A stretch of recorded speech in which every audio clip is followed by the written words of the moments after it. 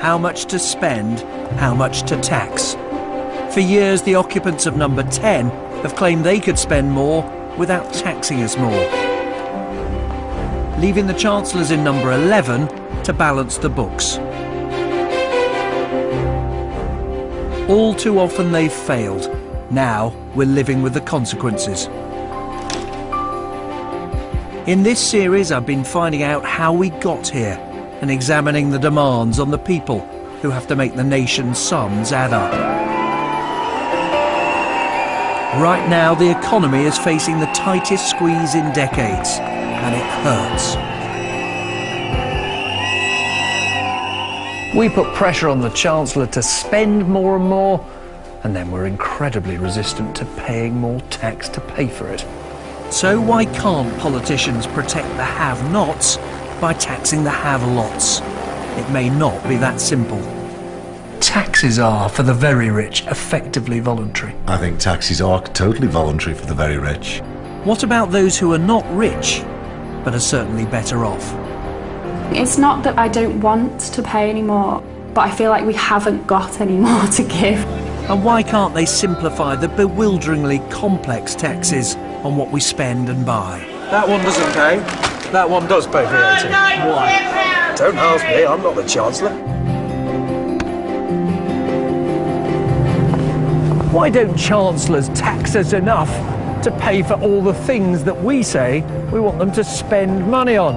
Why do the nation's sums fail to add up so often over our history? Tonight, the trouble with tax on your money and how they spend it.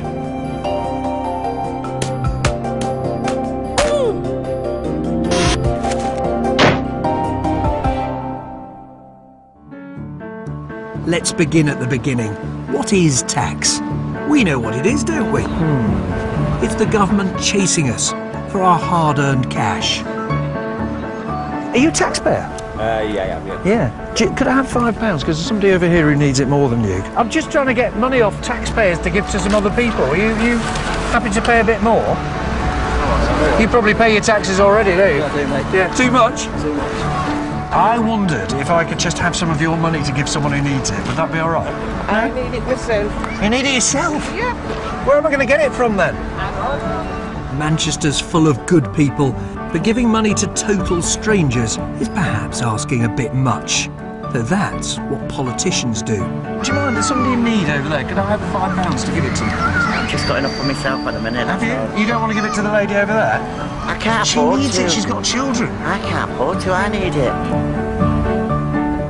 And now politicians want us to fork out even more to pay for the country's huge liabilities. I just need a bit of extra money, is that all right? It's very expensive, the police, we've got to pay for the schools, hospitals, there's a war on. So have you got £5 each maybe, could you? The governments generally just waste it, don't they? Yeah. They just fritter it away on wars and giving it away to idlers who don't work. Who here can I get to give me some more money, do you think? People who have more money.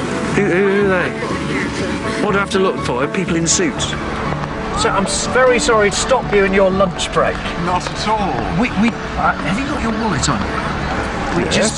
There are quite a lot of people in need here, and a lot of public services need to be paid for. And I wonder if you could just give me some more money for them. I'm afraid I can't afford it. No? I think it's a familiar story you will be hearing. I don't seem to be able to persuade anybody to part with their hard-earned cash so I can hand it on to somebody else. Which is a bit of a problem for governments, really, because taxes are the way that they take from one and give it to another. Maybe even back to us when we're unable to work, or sick, or old. And if a nice guy like me can't do it, imagine how much harder it is for politicians. Well, the public obviously want to spend money on very worthwhile causes that either affect them or other people. The public also don't want to pay for it. They believe the government can find other people to pay for it. Talking about tax and politics is a bit like talking about sex in public. You know, everybody knows it's around, but, you know, they don't like to talk about it too much. And I think people tend to be so cynical now about what government does. It's always going to be a difficult conversation, but, you know, perhaps it's a good time to have it. A good time because we're living way beyond our means. Last year, the government raised £549 billion in taxes. A huge amount, but much less than they were spending. Stimulating growth is one way to close the gap, but how else could they raise more to make the books add up? Remember that number? £549 billion, the amount raised in taxes last year? Well, three big taxes raised more than 60% of that. The big daddy is income tax. It generated £152 billion. But since politicians have been a little afraid to put the rate up for many years, they've looked instead to another tax on our incomes. It's not called a tax, it's national insurance, and it raised more than most people think, £97 billion last year. The amount raised by VAT, value-added tax, has doubled in the past 30 years. It raised £86 billion. Since then, of course, the rate's gone up. No other taxes raise anything like as much as those three. Businesses pay in all sorts of different ways. They pick up more than half the bill in national insurance, they pay rates and other taxes, and then there's corporation tax, which generated £43 billion last year. Next comes the little guys, although it probably doesn't feel like that a lot of the time. Add fuel tax, for example, to the so-called sin taxes on booze and fags. Last year the government raised £46 billion. Council tax, which a lot of people don't like, added just £26 billion to the nation's coffers last year.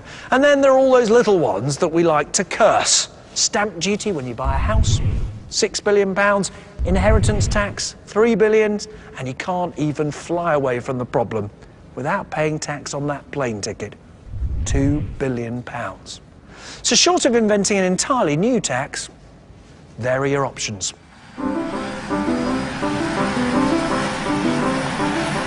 Instead of deciding which tax should go up, many start by saying who should pay more tax. Their answer's simple: the rich, like this man. OK, so we're ready for departure if you are. I'm happy, yeah, thank you very much. John Caldwell has all the trappings of enormous wealth. A helicopter, a yacht, and a vast mansion. That feel good looking at that? It's a fabulous house, isn't it? Lovely. I've always loved Jacobean architecture, Elizabethan Jacobean.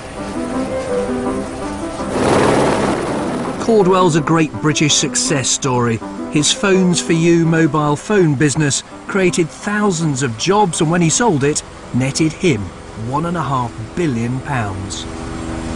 How does a lad from a terraced house with an outdoor loo here in Stoke feel about living in that 50-room mansion a few minutes away? Well, of course I feel lucky and privileged, but by the same time I don't sort of look at it and it takes my breath away, because it sort of took me 35 years to get there.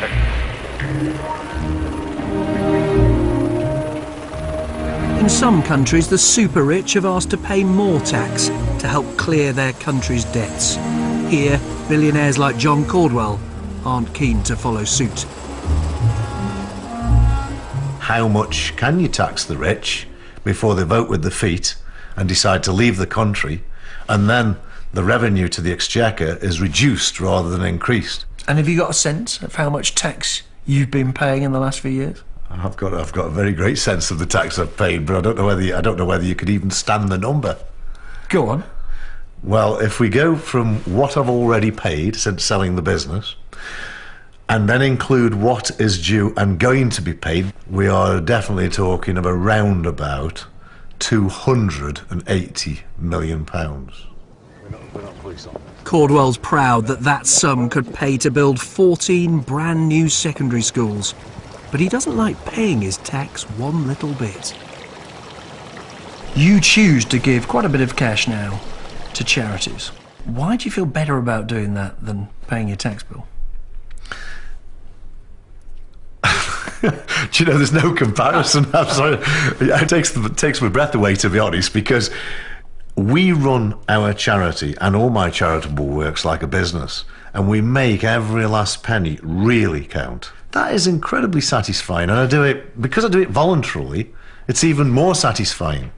What is satisfying about giving 50% of your income to the government and then having it frittered away in many areas that you strongly disagree with?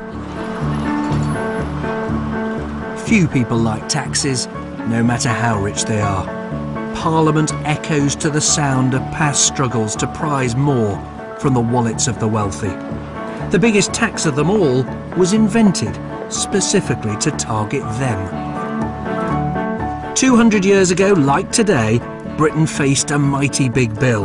The Prime Minister William Pitt decided the rich should stump up. You can blame him for income tax. Its troubled history starts here in the Parliamentary Archive.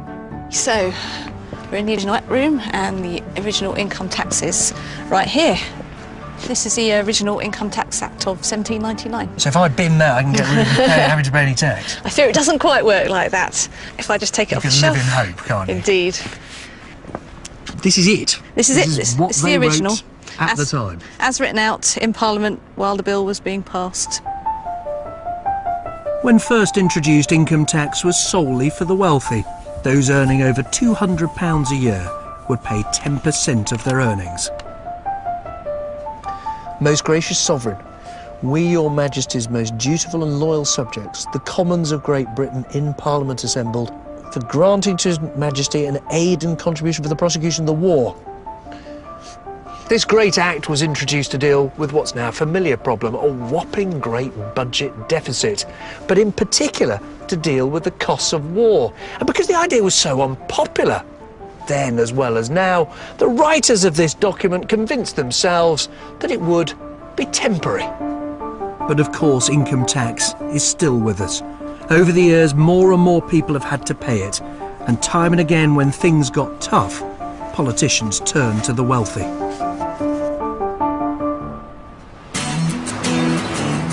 Back in 1973, hammering the rich was thought to be a surefire vote winner. Just before an election, Labour's shadow chancellor made this prediction.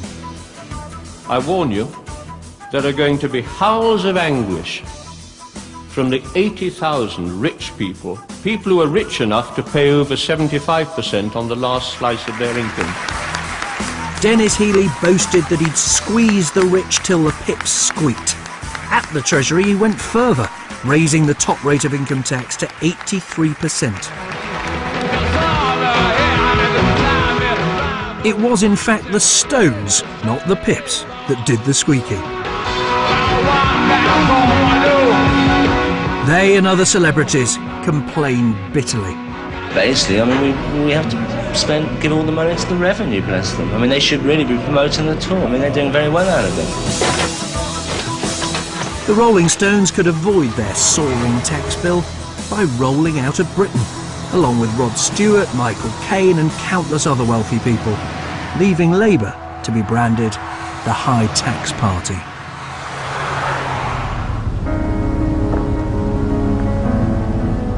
By the end of the 70s, a new Tory government came to office promising lower income tax for all. The basic rate was cut to 30%, the top rate to 60%. But it was the next dramatic step which changed everything. One day, one speech, one budget transformed the politics of tax.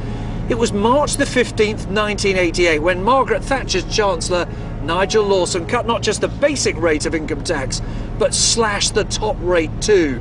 There were cries of shame from within the Commons, but the echoes died remarkably quickly. A reduction in the top rates of income tax can, over time, result in a higher and not a lower yield to the exchequer. We had a system of taxation as a result of Labour governments putting up the top rates of income tax and Conservative governments not reducing them again. So we had an absurdly high top rate of income tax, which was having very great ill effects. Excessive rates of income tax destroy enterprise, encourage avoidance, and drive talent to more hospitable shores overseas. I propose to abolish all the higher rates of income tax above 40%. There was uproar in the House. It was quite extraordinary. It was, in fact, the only budget there's ever been in which the House of Commons the sitting had to be suspended. This major reform